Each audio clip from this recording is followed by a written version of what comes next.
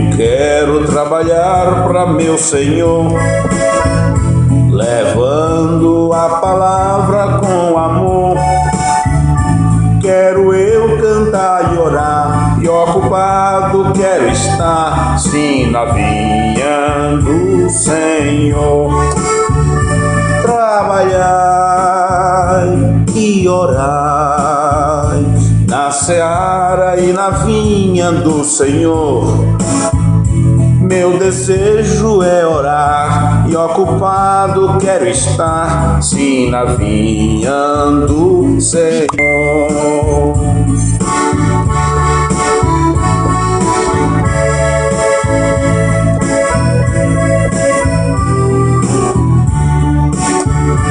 Eu quero cada dia trabalhar, escravos do pecado libertar, conduzi-los a Jesus, nosso guia, nossa luz, sim, na vinha do Senhor.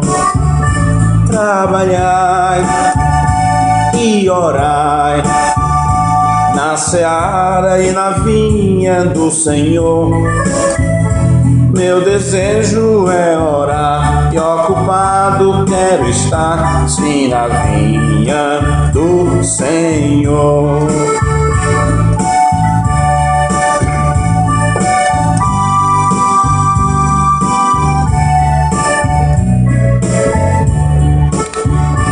Eu quero ser obreiro de valor, confiando no poder do Salvador. Se quiseres trabalhar, acharás também lugar, sim, na vinha do Senhor. Trabalhai e orai na seara e na vinha do Senhor. Meu desejo é orar e ocupado quero estar, sim, na vinha do Senhor.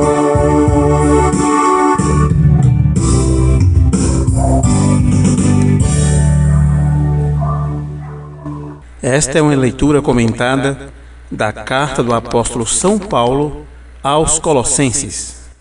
Apóstolo de Jesus Cristo, pela vontade de Deus, e o irmão Timóteo, aos santos e fiéis irmãos em Cristo que estão em Colossos, graças a vós e paz da parte de Deus nosso Pai. Graça damos a Deus, Pai de nosso Senhor Jesus Cristo, orando sempre por vós. Desde que ouvimos falar da vossa fé em Cristo Jesus e do amor que tendes a todos os santos, eu acho interessante como Paulo escreve. Graças damos a Deus, Pai de nosso Senhor Jesus Cristo. Paulo está se referindo a este ser aqui, dando graças a esse Deus que é Pai de nosso Senhor Jesus Cristo. Aquele mesmo que Jesus disse, eu ainda não subi para meu Pai e vosso Pai, para meu Deus e vosso Deus. Cristo estava dizendo que tinha um Pai e tinha um Deus. E Paulo se refere sempre a esse Deus que é Pai de nosso Senhor Jesus Cristo. O versículo 5 diz: por causa da esperança que vos está reservada nos céus, da qual antes ouvistes pela palavra da verdade do Evangelho, que já chegou a vós, como também está em todo o mundo, frutificando e crescendo, assim como entre vós, desde o dia em que ouvistes e conhecestes a graça de Deus em verdade, segundo aprendeste de Epáfras, nosso amado conservo, que por nós é fiel ministro de Cristo, o qual também nos declarou o vosso amor no Espírito. Por essa razão nós também, desde o dia em que o ouvimos, não cessamos de orar por vós e de pedir que sejais cheios do pleno conhecimento da sua vontade, em toda a sabedoria e entendimento espiritual, para que possais andar de maneira digna do Senhor, agradando-lhe em tudo, frutificando em toda boa obra e crescendo no conhecimento de Deus, corroborados com toda a fortaleza, segundo o poder da sua glória, para toda a perseverança e longanimidade com gozo, dando graças ao Pai que vos fez idôneo para participar da herança dos santos na luz, e que nos tirou do poder das trevas e nos transportou para o reino do seu Filho amado. Na sua versão, eu creio que está para o reino do Filho do seu amor. É assim? Entende? Veja como eu lembro das coisas. Ainda bem que eu lembro de alguma coisa. Em quem temos a redenção, a saber, a remissão dos pecados. Você tem a redenção. E remissão em quem? No Filho de seu amor. Porque nele foram criadas todas as coisas nos céus e na terra. Nele quem? Neste Filho amado. Nele foram criadas todas as coisas. Porque quando se fala nele, neste Filho do seu amor, este Filho é a semente. A semente que Deus semeou. O mundo todo estava naquela semente. Tudo estava naquele verbo. Nele foram criadas todas as coisas, nos céus e na terra, as visíveis e as invisíveis, sejam tronos, sejam dominações, sejam principados, sejam potestades, tudo foi criado por ele e para ele. Ele é antes de todas as coisas, e nele subsistem todas as coisas. Veja só. Ele é antes de todas as coisas, e nele subsistem todas as coisas. Então, você com esse versículo aqui, você marque isso bem, porque uma vez um pregador amigo disse que Jesus só começou depois de nasceu de Maria. Bem, ele como filho, a parte humana, o corpo, como Adão teve um corpo, ele realmente começou só ali. Mas antes dele vir em carne, ele era o filho unigênito que estava no seio do Pai. Versículo 18. E aqui está dizendo, ele é antes de todas as coisas. Então ele é antes do sol, ele é antes da lua. É essa doutrina que o segundo mensageiro, Irineu, defende, mostrando dentro do livro de Isaías, do livro dos Salmos, citando as escrituras do Antigo Testamento, dizendo antes que a estrela d'alva fosse formada, tu já era. Antes do sol, tu já existia. Porque ele é antes de todas as coisas e nele subsistem todas as coisas. Versículo 18. Também ele é a cabeça do corpo, da igreja. É o princípio, o primogênito dentre os mortos, para que em tudo tenha preeminência. Porque aprouve a Deus que nele habitasse toda a plenitude. Aprouve a Deus que nele, em Cristo Jesus, habitasse toda a plenitude. E que, havendo por ele feito a paz pelo sangue da sua cruz, por meio dele reconciliasse consigo mesmo todas as coisas, tanto as que estão na terra como as que estão nos céus. A vós também, que outrora éreis estranhos e inimigos no entendimento, pelas vossas obras más. Puxa, isso aqui, pelas vossas obras más, nós teríamos que juntar isto com o assunto que temos estudado lá de 1 João, quando fala sobre as obras de Caim e de Abel, onde nós aprendemos que a Bíblia, falando que as obras de Caim eram má. E a obra má era o quê? Não foi ele matar seu irmão. Ele já matou porque suas obras eram má. E as obras má é exatamente obras do diabo, que são obras de incredulidade. É não ter a revelação daquilo que Deus faz, daquilo que Deus é. Vossas obras má. Versículo 22. Agora, contudo, vos reconciliou no corpo da sua carne, pela morte, a fim de perante ele vos apresentar santos, sem defeitos, irrepreensíveis, se é que permaneceis na fé, fundados e firmes, não vos deixando apartar da esperança do evangelho que ouvistes, e que foi pregado a toda criatura que há debaixo do céu, e do qual eu, Paulo, fui constituído ministro. Agora me regozijo no meio dos meus sofrimentos por vós, e cumpro na minha carne o que resta das aflições de Cristo. Ou, na sua versão, deve estar, cumpra em meu corpo o resto das aflições de Cristo. Cumpre em minha carne o resto das aflições de Cristo. Por amor do seu corpo, que é a igreja. Ou pelo seu corpo, que é a igreja. É assim que está, não é? Vamos ver. Da qual eu fui constituído ministro segundo a dispensação de Deus, que me foi concedida para convosco, a fim de cumprir a palavra de Deus. O mistério que esteve oculto dos séculos e das gerações, mas agora foi manifesto aos seus santos. Veja, O mistério estava oculto, mas foi manifesto. Eu não sei se na sua versão também está manifesto, é isso? O mistério que esteve oculto nos séculos, das gerações, mas agora foi manifesto. Aí está manifesto ou esclarecido? É manifesto? Manifesto. Agora você vê, o mistério foi manifesto, mas não foi revelado. Porque a revelação desse mistério que foi manifesto naquela dispensação só seria revelado na dispensação final. A quem Deus quis fazer conhecer quais são as riquezas da glória deste mistério entre os gentios, que é Cristo em vós, a esperança da glória. Então, quando esse mistério, que era Cristo em vós, que foi manifesto naquele tempo, quando ele foi revelado, foi pregado para a igreja um assunto com o título Cristo é o mistério de Deus revelado, o qual nós anunciamos, admoestando a todo homem, é o 28 que eu estou, e ensinando a todo homem em toda a sabedoria, para que apresentemos todo homem perfeito em Cristo. Ninguém é perfeito, você só pode ser perfeito se você estiver em Cristo. Para isso também trabalho, lutando segundo a sua eficácia, que opera em mim poderosamente. Pois quero que saibais quão grande luta tenho por vós e pelos que estão em Laodiceia, e por quantos não viram a minha pessoa.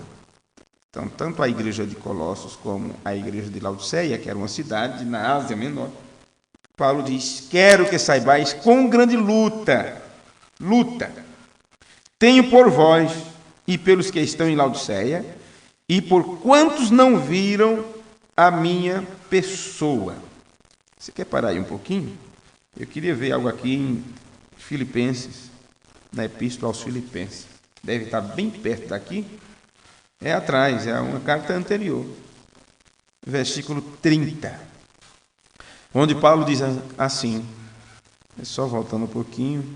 Tendo o mesmo combate que já em mim tendes visto, e agora ouvis que está em mim, tendo o mesmo combate, que ele está falando de luta.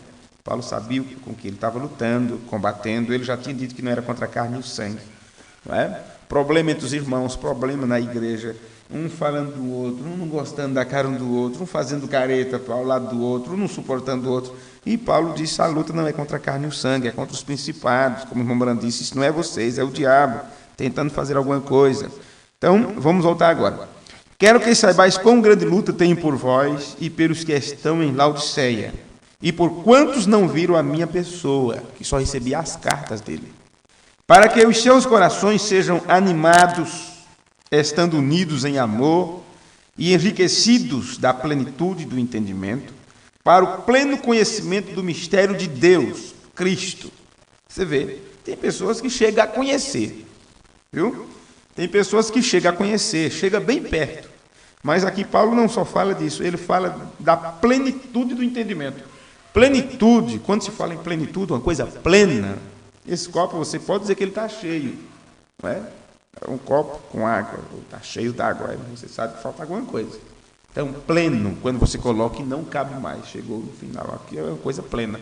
Plenitude, é o final, é o topo, é o pico mais alto. Viu? Então, tem aquele que tem entendimento, mas tem aqueles que chegam na plenitude do entendimento.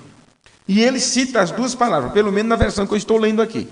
Plenitude do entendimento para o pleno conhecimento do mistério. Já aprendemos, inclusive, que entender é quando você compreende aquilo que está sendo dito. Ouvir é quando você... Olha, eu creio, mas eu creio em quê? Eu tenho que saber em que eu estou crendo. Então você pode dizer, como já aprendemos na mensagem, eu não entendo, mas eu creio.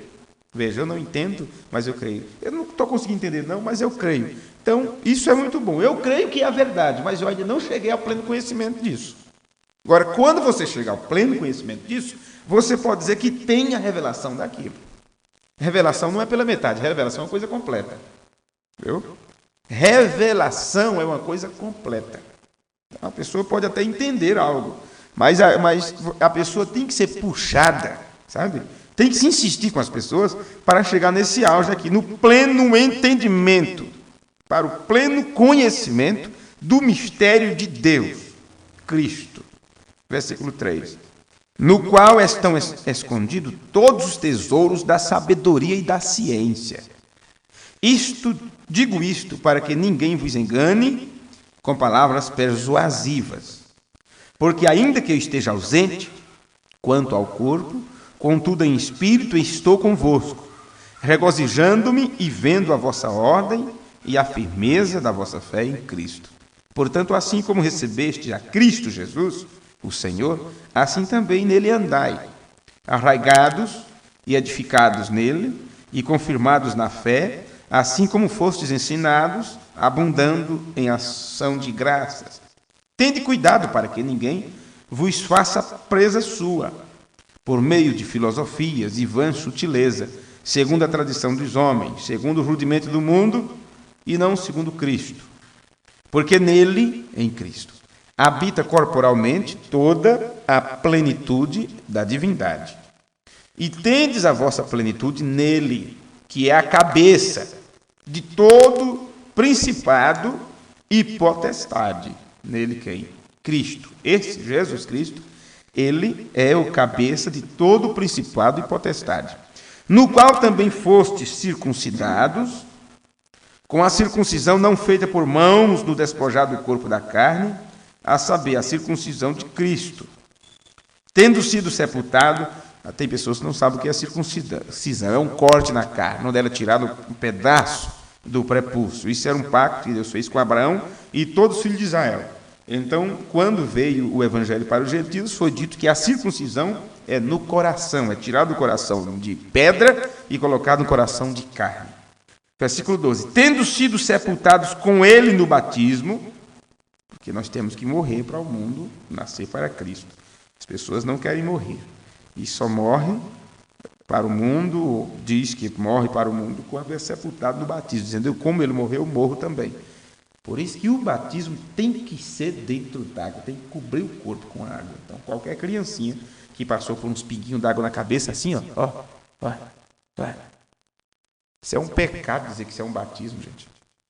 Vamos dizer assim que a pessoa morreu e deixaram apodrecer do lado de fora.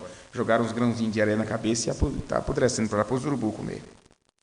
Batismo é sepultamento. A pessoa tem que ser coberta toda na água. Agora, sabe por que batizam criancinha? Com medo de ficar pagão.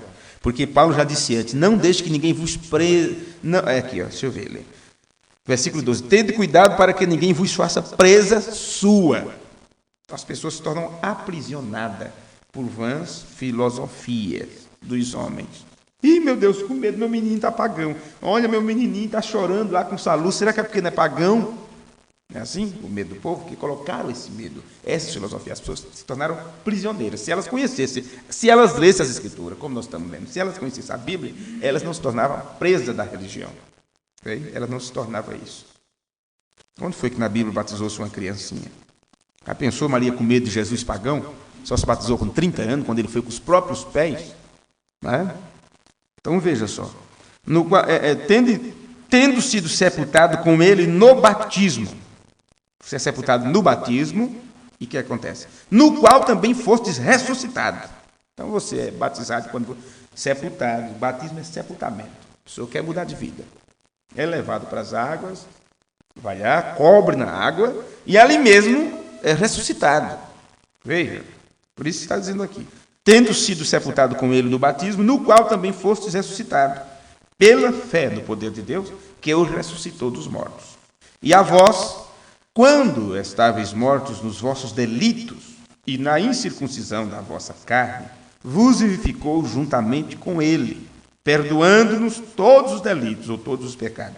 E havendo riscado o escrito da dívida que havia contra nós nas suas ordenanças, como você deve ir para o supermercado, para algum lugar, e alguma coisa você fez que o camarada vai lá e diz, olha, mas aqui você não me deve nada, está rasgado isso aqui.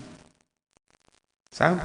Então, aquela sua vida de pecado, de incredulidade, de obras da carne, não é? Há um acerto de conta daquilo. Versículo 14. Então, havendo riscado o escrito de dívida que havia contra nós, nas suas ordenanças, o qual nos era contrário, não é? Aqueles escritos eram contrário, falava mal de mim, dizia que eu era um devedor, estava em dívida com Deus.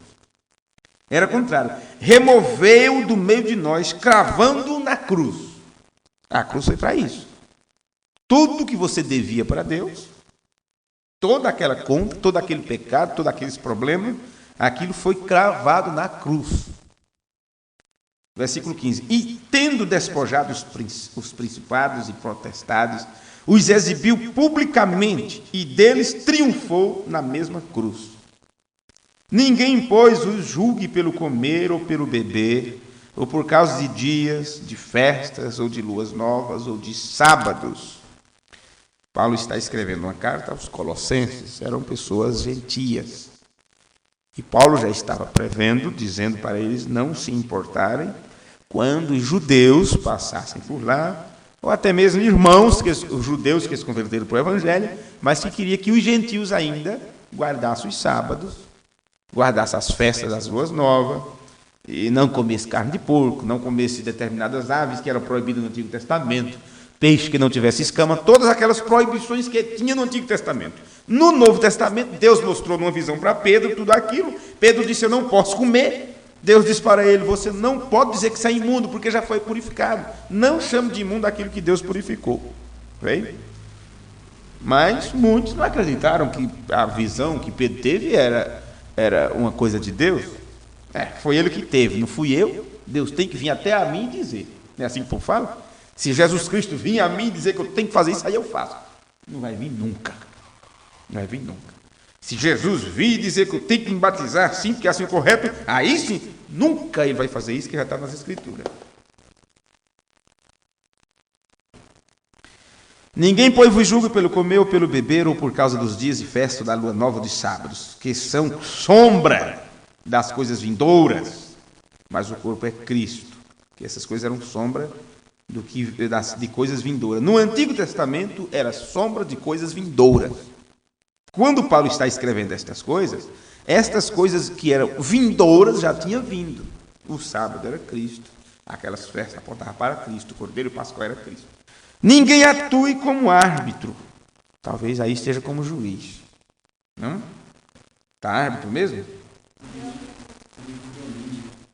Ninguém atue como árbitro contra vós, afetando humildade ou culto aos anjos, firmando-se em coisas que tenha visto, inchado vamente pelo seu entendimento carnal, e não retendo a cabeça, da qual todo o corpo, provido e organizado pelas juntas e ligaduras, vai crescendo com o aumento concedido por Deus. Se morrestes com Cristo, quanto aos rudimentos do mundo, por que vos sujeitais ainda a ordenanças, como se vivesseis no mundo? Tais como não toque, não prove, não manuseie, as quais coisas todas hão de perecer pelo uso, segundo os preceitos de doutrina dos homens, as quais têm, na verdade, alguma aparência de sabedoria em culto voluntário, humildade fingida e severidade para com o corpo, mas não tem valor algum no combate contra a satisfação da carne. Se, pois, fostes ressuscitados juntamente com Cristo, buscai as coisas que são de cima, onde Cristo está, assentado à destra de Deus. Pensai nas coisas que são de cima, e não nas que são da terra, porque morrestes, e a vossa vida está escondida com Cristo em Deus. Quando Cristo, que é a nossa vida, se manifestar, então também vós vos manifestareis com ele em glória. Examinai, pois, as vossas inclinações carnais. Examine isso, cuidado nisso, fique de olho nessas coisas. Examinai, pois, as vossas inclinações carnais, a prostituição, a impureza, a paixão, a vil concupiscência, a avareza, que é a idolatria, pelas quais coisas vem a ira de Deus sobre os filhos da desobediência, nas quais também, em outro tempo, você fazia a mesma coisa, né? Andastes quando vivíeis nelas. Mas agora despojai-vos também de tudo isto, da ira, da cólera, da malícia, da maledicência, das palavras torpes, da vossa boca. Não mintais uns aos outros, pois que já vos despistes do homem velho com os seus feitos, e vos vestistes do novo, que se renova para o pleno conhecimento, segundo a imagem daquele que o criou, onde não há grego nem judeu, circuncisão nem incircuncisão, bárbaro, cita, escravo ou livre. Mas Cristo é tudo em todos. Revesti-vos, pois, como eleitos de Deus, santos e amados, de coração compassivo, de benignidade, humildade, mansidão, longanimidade, suportando-vos e perdoando-vos uns aos outros. Se alguém tiver queixa contra outro, assim como o Senhor vos perdoou, assim fazei vós também. E sobre tudo isto, revesti-vos do amor, que é o vínculo da perfeição. Veja só, depois de tudo isso, como ele vem dizendo desde cima, né? Livre da cólera, da malícia, da maledicência, das palavras torpes, de tudo, né? Vamos se livrando de todas essas coisas, de raiva um do outro, de mentiras e tudo. Depois de uma limpeza completa, aí é que você pode se revestir do amor. Porque o amor está em cima, está na pedra de coroa. O amor é o último ponto. Como na estatura do varão perfeito, o amor é a última casa, é a que desce de cima, não é você subindo, é descendo para você. O amor. O amor não é um sentimento, o amor não é um atributo. O amor, na verdade, é um lugar onde você tem que chegar. O amor é um lugar onde você tem que chegar. O amor é o próprio céu. Agora, quando a gente fala que o céu tem vindo à terra, as pessoas não acreditam. Você tem que alcançar o céu enquanto você estiver na terra. O céu é o amor. Então, por aí você vai ver até que ponto você tem que chegar nesse céu, até que ponto você tem amado. Veja como temos agido. E a paz de Cristo, para a qual também foste, é o versículo 15, a paz de Cristo, para a qual também fostes chamados em um corpo, domine em vossos corações e sede agradecidos.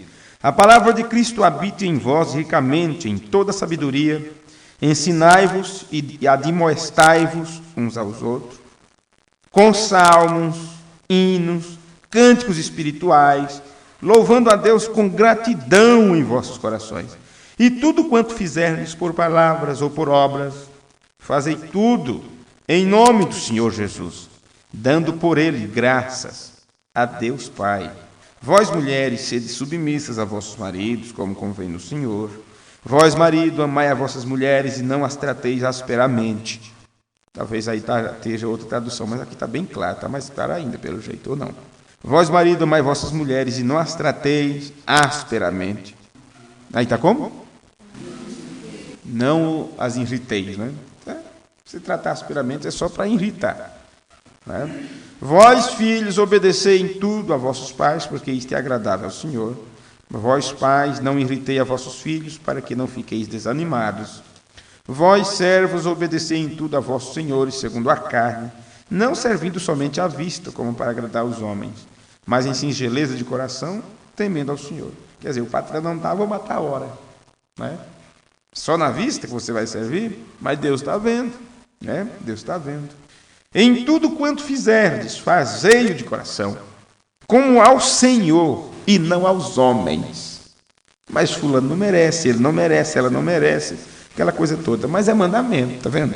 Já pensou você trabalhar, você obedecer, cumprir a ordem do patrão dentro daquela empresa, e você faz aquilo como se estivesse obedecendo a Deus? Mas o homem é um maligno, o homem só vive bêbado, e o homem é isso. A Bíblia não diz assim. A Bíblia não diz você tem que amar quem trata você bem, quem trata você na palma da mão. É exatamente o nosso inimigo que nós devemos amar. Olha, tudo quanto fizerdes, fazei-o de coração, como ao Senhor, como se você estivesse fazendo para Deus, é isso que ele está dizendo aqui. E não aos homens. Sabendo que do Senhor recebereis como recompensa a herança. Viu? Então você não é bom empregado, não é para, vamos dizer assim, puxar a casaca do patrão, como dizem, não é? Não é para isso. Para se tornar lá como é que chamam? Uma pessoa que, atrás de agariar alguma coisa, porque está bajulando. Não. A Bíblia fala contra os bajuladores também. Mas você cumpra a sua parte da melhor maneira possível, mesmo que o salário não seja compensador com aquilo. Mas você sabe que Deus está prometendo te recompensar. Sabendo que do Senhor recebereis como recompensa a herança. Servi a Cristo, o Senhor. Pois quem faz injustiça, receberá a paga da injustiça que fez. E não há acepção de pessoas. Quer dizer, isso aqui é para qualquer um. Qualquer um. Vós, senhores, dai a vossos servos o que é de justiça e equidade, sabendo que também vós tendes um Senhor no céu. Perseverai na oração, agora é para a gente mesmo aqui, ó. Perseverai na oração, velando nela com ações de graça, orando ao mesmo tempo também por nós, para que Deus nos abra uma porta à palavra, a fim de falarmos o mistério de Cristo, pelo qual também estou preso. Quer dizer, nós temos tanta coisa para falar de Deus, nós temos tanta coisa para pregar sobre a palavra, não é? E aqui Paulo está dizendo, ore para que as portas sejam abertas, para que possamos fazer isso, para que eu o manifeste como devo falar. Andai em sabedoria para com os que estão de fora, usando bem cada oportunidade.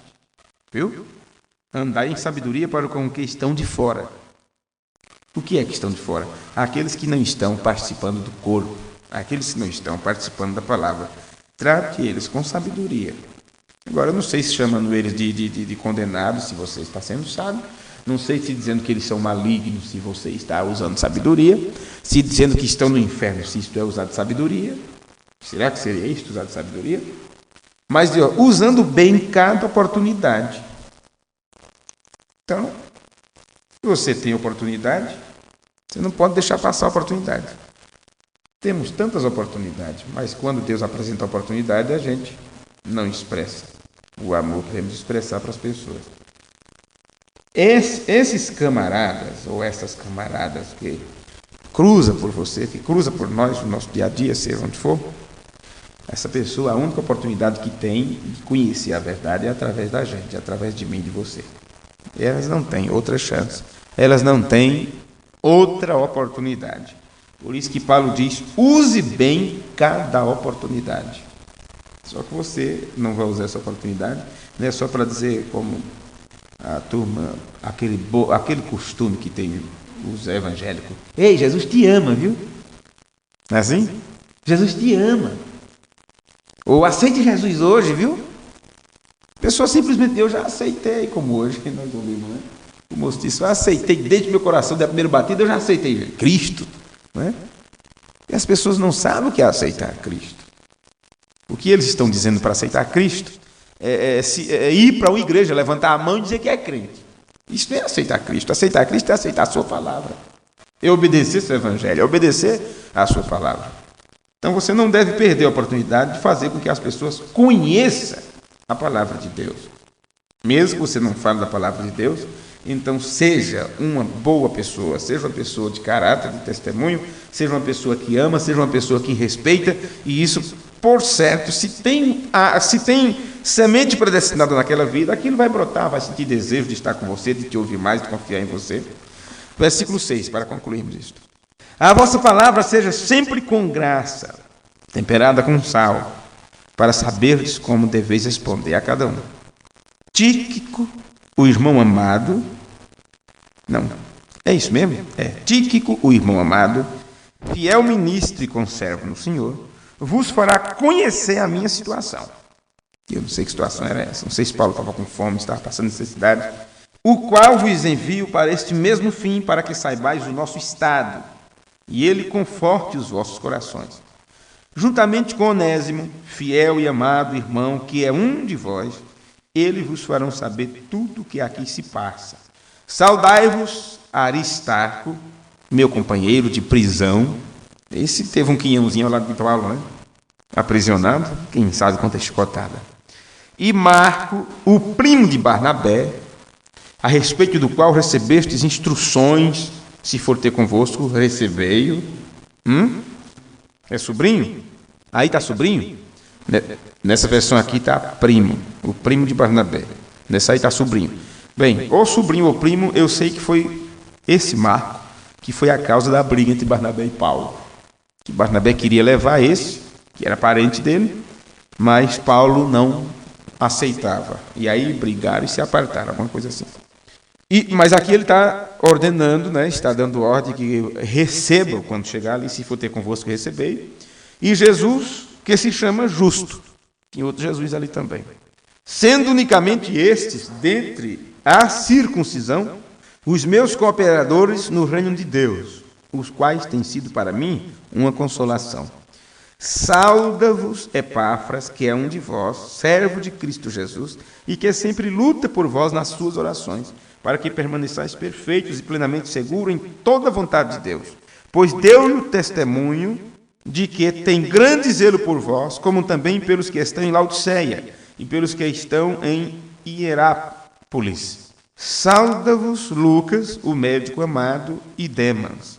Lucas, você já sabe, ele caminhava com Paulo. Foi quem escreveu Atos dos Apóstolos e foi quem escreveu o Evangelho de Lucas. Saudai aos irmãos que estão em Laodiceia. Ele fala muito, né, na cidade de Laodiceia, os irmãos de lá. Saudai aos irmãos que estão em Laodiceia e a Ninfas e a igreja que está em sua casa. Onde estava a igreja? Na casa de uma irmã, ou de um irmão, Ninfas. Depois que for lida esta carta entre vós, fazei que eu seja também na igreja dos laodicenses. E a de Laodiceia, lede-a vós também. Entenderam o que eu disse antes? Depois que for lida esta carta entre vós, fazei que eu seja também lida na igreja de Laodiceia. E a carta que eu mandei para os irmãos de Laodiceia, seja lida também aí em Colossos. E dizei a Arquipo, cuida do ministério que recebeste no Senhor, para o cumprires. Esta saudação é do próprio punho de Paulo. Lembrai-vos das minhas cadeias. A graça seja convosco. Amém. Deus, nosso Pai, este homem que o Senhor levantou há tantos anos, quase 2000 anos atrás, ele cumpriu muito bem o seu papel, pregando o Evangelho, pregando a Tua palavra, ensinando os irmãos, confirmando os irmãos, e estes escritos chegou até nós, e nós só temos que Te agradecer, porque através dos escritos de Paulo, nós temos chegado a um conhecimento amadurecido sobre a verdade das Escrituras, da Tua palavra. O apóstolo Paulo, o Senhor, como um profeta, ele falou do tempo que nós estamos vivendo, quando disse que viria a grande apostasia. Nós estamos vivendo exatamente num tempo apóstata, quando o mundo tem se desviado do Evangelho. Mesmo com uma igreja em cada esquina, mas mesmo assim a humanidade tem se desviado daquilo que é a verdade. Por isso não a cumpre, por isso não a vive, por isso não obedece da maneira que está escrito, por causa das filosofias, das vãs subtilezas que os homens têm levantado para aprisionar as pessoas a uma religião, a um ministério, a uma igreja.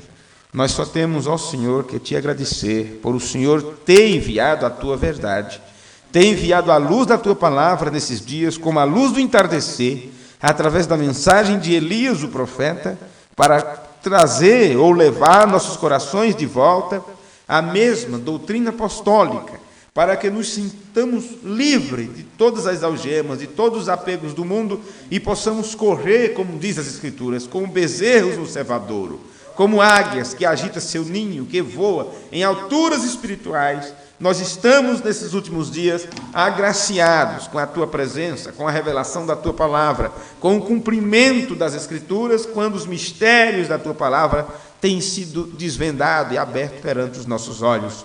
Deus justo, santo e bom, olha para dentro de nós, o Senhor sabe a necessidade que há em cada coração. O Senhor sabe aquilo que nós precisamos. Muitas coisas nós poderíamos ter feito, muitas coisas nós poderíamos ter mudado em nossa vida, no nosso dia a dia, dentro das nossas casas. Muitos dos nossos comportamentos que sabemos que não são corretos, que não condizem com o verdadeiro cristão, o Senhor sabe quantas vezes o Senhor tem nos advertido e quantas vezes nos sentimos compungidos, quantas vezes pensamos, isto eu vou mudar, isto eu vou deixar, a partir de hoje não falarei mais assim, a partir de hoje não direi mais isto, e daí a pouco voltamos a fazer as mesmas coisas. E é por isto, Pai, que no momento como esse nós trazemos diante do Senhor a nossa vergonha, o nosso arrependimento, ó Pai, a nossa tristeza, por sabermos que em muitas coisas temos falhado com o Senhor, e pedimos que o Senhor nos oriente, que o Senhor nos instrua, que o Senhor nos ensine, que o Senhor nos repreenda, que o Senhor nos exorte, que o Senhor bata em nós, teus filhos. Nós aceitamos a correção da Tua palavra, nós aceitamos quando somos corrigidos. Nós não estaremos culpando quem quer que seja, não culparemos ninguém, não culparemos nem o irmão, não culparemos nenhum pregador, não culparemos ninguém quando o Senhor nos repreender com a tua palavra. Nos ensina a sermos humildes, a sermos servos obedientes, a sermos filhos que obedecem ao Pai, sem argumentar as ordens, porque sabemos que as ordens estão vindo de um Deus que é soberano.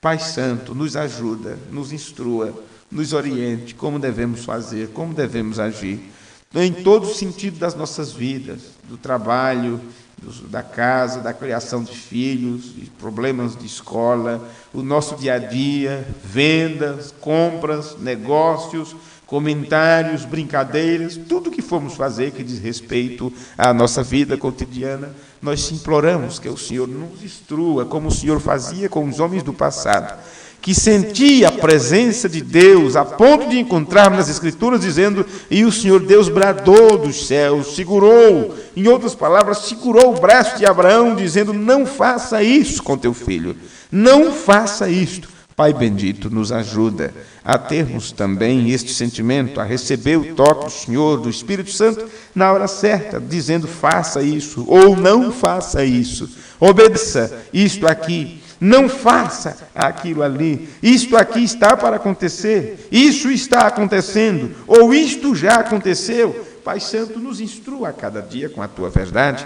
porque só assim nós podemos nos chamar de verdadeiros eleitos do Senhor, que neste tempo o Senhor tem tido compaixão e misericórdia, a ponto de nos chamar de lado, à parte, como fez com Abraão, quando Sodoma e Gomorra estava para ser queimada pelo fogo, pelo juízo divino, o Senhor chamou Abraão, teu amigo, à parte, para mostrar para eles o teu caminho, para dizer para ele o que o Senhor ia fazer.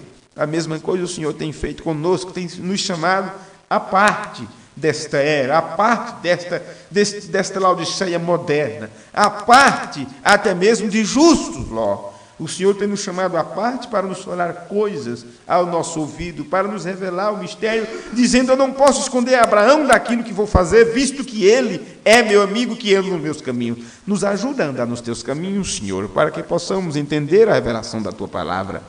Nos ajuda a andar na tua verdade, na mensagem que o Senhor tem enviado, para que nada fique encoberto aos nossos olhos, mas que sempre o Senhor nos manifeste, nos diga o que o Senhor está fazendo conosco, em nós, através de nós. Eu não sei, nós não sabemos quem são os filhos do Senhor, os eleitos e predestinados antes da fundação do mundo para ser aqueles que manifestam a tua presença nesta terra hoje. Eu não sei, nós não conhecemos, mas pedimos que o Senhor nos ajude a encontrar estas pessoas, que possamos ter nossas palavras, ó Deus, temperada com sal, que a nossa própria vida seja o sal da terra e a luz do mundo, para, ó Deus, provocar sede nas pessoas, para provocar sede nos teus filhos, porque se somos o sal da terra, se estamos aqui para salgar alguém ou alguma coisa, estas pessoas sentirão sede, como aquele que está sedento. E quando eles sentirem sede pela verdade, nós ofereceremos para ele o mesmo convite que o Senhor Deus através de Isaías. Ó vós que tem sede, vinde e beba, vinde, bebei da água da vida, leite, venha comer o maná que não desvanece, a palavra da verdade, o evangelho que traz santificação, que traz justificação para o Filho do Senhor. Ajuda-nos, Pai bendito, colocamos diante do Senhor nossas famílias, colocamos diante do Senhor esposas, maridos, filhos, filhas, netos, todos colocamos diante de Ti nesse instante, cada família aqui representada. O Senhor sabe que onde tem uma família, ali, Pai, há um problema. Onde tem um lar, ali tem um problema para ser resolvido e ser solucionado. E muitas vezes já aconselhamos, já batemos, muitas vezes já chamamos a atenção, já pegamos pela orelha, mas aquilo não tem resolvido. Então, nesse instante, colocamos isto diante do Senhor, pedindo que o Senhor haja. Colocamos essas coisas na mão do Senhor. É melhor cair nas mãos do Senhor, porque grande é a tua misericórdia. Ó Pai, colocamos essas coisas que nós não temos conseguido solucionar diante da Tua Palavra, diante do Teu Espírito Santo, e pedimos que o Senhor resolva isto por nós, porque nesta peleja nós não temos que pelejar, mas colocando isto diante de Ti, só temos que ficar de pé e ver a salvação do Senhor, ver a tua recompensa, ver o prêmio, ver o que o Senhor tem para nós. Nos esclarece, Senhor, porque muitas vezes nos colocamos tristes, cabisbaixo, porque não temos conseguido mudar as coisas, mudar as pessoas. Mas, Pai, se é o teu desejo, se é a tua vontade, mudança ou não nos corações daqueles que nos rodeiam, que o Senhor nos faça entender e aceitar qual é a tua perfeita vontade sobre todas as coisas que estão diante de nós. Nós te pedimos no nome de Jesus Cristo, Senhor. Oramos implorando que o Senhor manifeste a tua presença em nosso meio a cada dia e que possamos sempre estarmos convictos disso, de que o Senhor não mudou, que é o mesmo ontem, hoje, para sempre, que o Senhor Jesus Cristo está presente no nosso meio, porque assim como o Senhor no Antigo Testamento trabalhou com os teus profetas, o Senhor fez agora, nesses últimos dias, mesmo depois de completo o Novo Testamento, porque disse o teu servo profeta que a abertura dos selos encerra o Novo Testamento. O Novo Testamento teria que ser encerrado, teria que ser terminado para poder o livro ser aberto, porque aí estava uma obra acabada e completa. Nós te pedimos, o nome de Jesus Cristo, que essas coisas a cada dia se tornem mais claras para nós, para que possamos afirmar com convicção que estamos andando na luz da verdade, que não estamos tropeçando com o nosso pé em pedra, porque lâmpada para os meus pés é tua palavra e luz para o meu caminho. No nome de Jesus Cristo, nós oramos, nós te pedimos, nós te agradecemos por todas as coisas que o Senhor tem dispensado para nós. Desde já pedimos pelo próximo culto, que o Senhor trate com os teus filhos, no nome de Jesus Cristo. Amém e amém. Amém, Senhor. Te agradecemos por tua bondade. Glória a ti, glória a ti. Te agradecemos por tua bondade. Glória a ti, Senhor Jesus. Com as nossas almas alimentadas com o pão da vida, com o pão da vida, com as nossas almas alimentadas com o pão da vida, que é Jesus. Amém, meus irmãos. Que o Senhor nos abençoe. Deus os guarde.